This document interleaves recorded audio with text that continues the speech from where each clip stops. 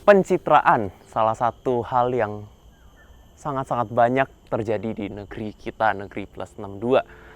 Iya, terutama ketika era-era kampanye politik, pencitraan itu jadi salah satu hal yang sering terjadi.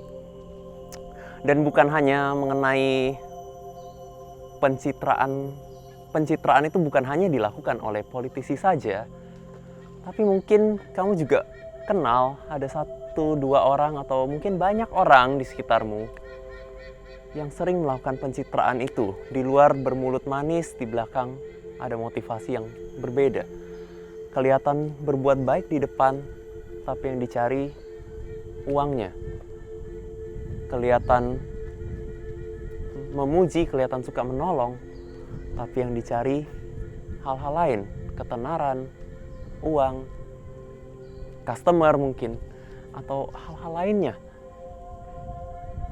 Atau mungkin kamu juga pernah berbuat baik, tapi orang malah mencurigai motivasimu karena terlalu banyak pencitraan di sekitar kita di dunia ini.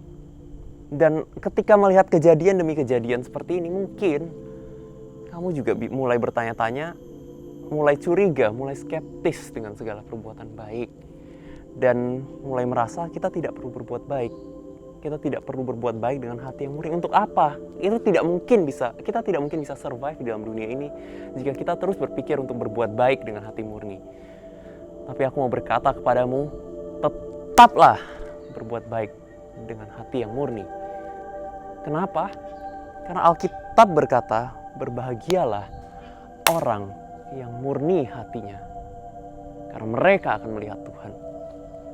Berbahagialah orang yang murni hatinya, karena mereka akan melihat Tuhan. Ya, itu firman Tuhan. Susah memang. Banyak orang yang kadang ketika kita berbuat baik, orang bisa curiga dengan perbuatan baik kita, dan motivasi kita yang tadinya tulus malah dicurigai macam-macam dan membuat kita merasa untuk apa melakukan perbuatan baik.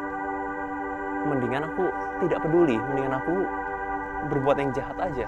Kalau aku berbuat baik dengan motivasi yang baik, malah dicurigai. Atau aku berbuat baik dengan motivasi yang baik, semua orang, tidak ada yang melakukan seperti itu.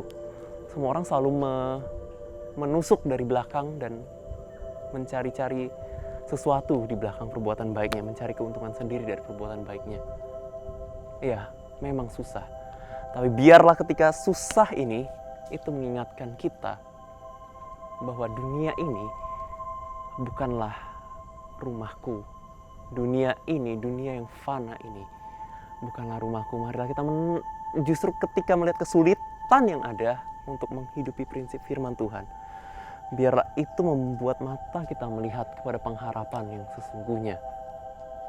Pengharapan yang kita miliki di dalam Tuhan. Pengharapan bahwa kita yang murni hatinya akan melihat Allah. Berbahagialah orang yang murni hatinya, karena mereka akan melihat Allah. Itu janji Tuhan. Ketika kita merasa tidak ada gunanya lagi untuk berbuat baik dengan hati yang murni, apakah yang kamu lihat? Apakah kamu melihat kepada dunia? Karena mungkin mata kita terlalu terikat kepada dunia ini. Tapi biar kita belajar untuk melihat Allah. Karena itu perkataan firman Tuhan, berbahagialah orang yang murninya, karena mereka akan melihat Allah. Bisakah engkau melihat bahwa wajah Tuhan yang tersenyum melihat perbuatan baikmu? Bisakah engkau mendengar suaranya, well done my faithful servant. Baiklah hambaku yang baik dan setia, well done my good and faithful servant. Bisakah engkau mendengar suaranya? Bisakah engkau merasakan hatinya puas melihat hidupmu?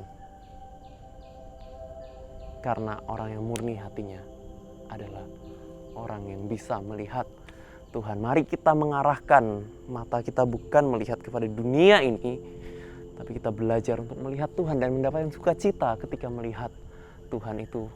Dan karena itu tetaplah berbuat baik, bukan dengan motivasi yang tidak tulus, dengan motivasi yang jahat, tapi sungguh-sungguh dengan mempertahankan motivasi yang murni dan belajar memandang kepada Tuhan. Amin.